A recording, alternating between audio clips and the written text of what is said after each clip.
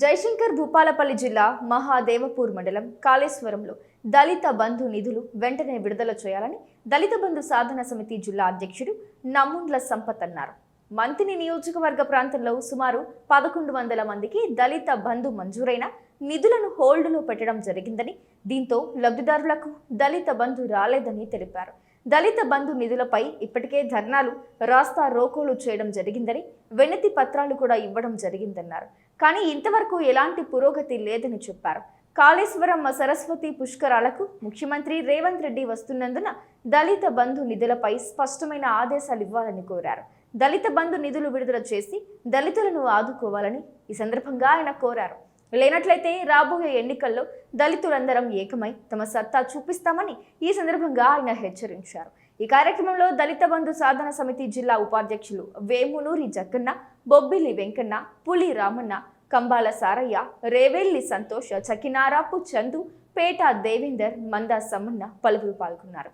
పుష్కరాల సందర్భంగా మొట్టమొదటిసారిగా ముఖ్యమంత్రి అయిన తర్వాత రేపు కాళేశ్వరం ఇచ్చేస్తున్న రాష్ట్ర ముఖ్యమంత్రి వర్యులు శ్రీ రేవంత్ రెడ్డి గారికి స్వాగతం సుస్వాగతం తెలియజేస్తున్నాం దళిత బంధు సాధన సమితి తరఫున. అదే మాదిరిగా వారికి మా యొక్క సమస్యను కూడా తెలియజేస్తూ ఉన్నాం. మా యొక్క సమస్య ఏమనగా దళిత బంధు నిధులు వచ్చేసి ఈ యొక్క మంత్రి నియోజకవర్గం సంబంధించిన 1100 కుటుంబాలకు వచ్చి ఫ్రీజింగ్లో ఉన్నందున వాటిని వెంటనే విడుదల చేయాలని రేపటి రోజున ఆ యొక్క దళిత బంధు విడుదల విషయంలో స్పష్టంగా వైఖరి తెలియజేస్తూ వారు మంజూరు చేస్తారని ఈ యొక్క ప్రాంతంలో ఉన్నటువంటి దళిత బంధు లబ్ధిదారులకు, దళితులకు శుభవార్త తెలుపుతారని దళిత బంధు లబ్ధిదారులందరికీ, మరి పత్రికా మిత్రులందరికీ పేరు పేరున ధన్యవాదాలు.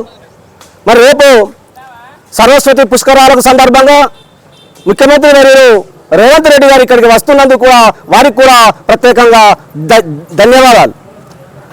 మరియు గత ప్రభుత్వము దళితులు బాగుపడాలనే సదుద్దేశంతోనే ప్రతి దళిత కుటుంబానికి 10 లక్షల రూపాయలు కేటాయించి మంజూరు చేసి మరి కలెక్టర్ ఖాతాల్లో వేయడం జరిగింది. దళిత బంధు సాధన సమితి ఆధ్వర్యంలో కాళేశ్వరం గ్రామంలో సరస్వతి పుష్కరాల పుణ్యక్షేత్రం కాబట్టి ముఖ్యమంత్రి వర్యులు రేవంత్ రెడ్డి గారు ఇక్కడికి రేపు విచ్చేస్తున్న సందర్భంన ఆయన ఈ ప్రాంతంలో ఉన్న దళితులకు ఒక శుభవార్త చెప్పిపోవాలని, అదేవిధంగా దళిత బంధు నిధులు ఫీజింగ్లో ఉన్నందున వాళ్ళ కలెక్టర్లకు ఆదేశం ఇచ్చి వెంటనే విడుదల చేసి ఈ దళిత కుటుంబాలను ఆదుకోవాలని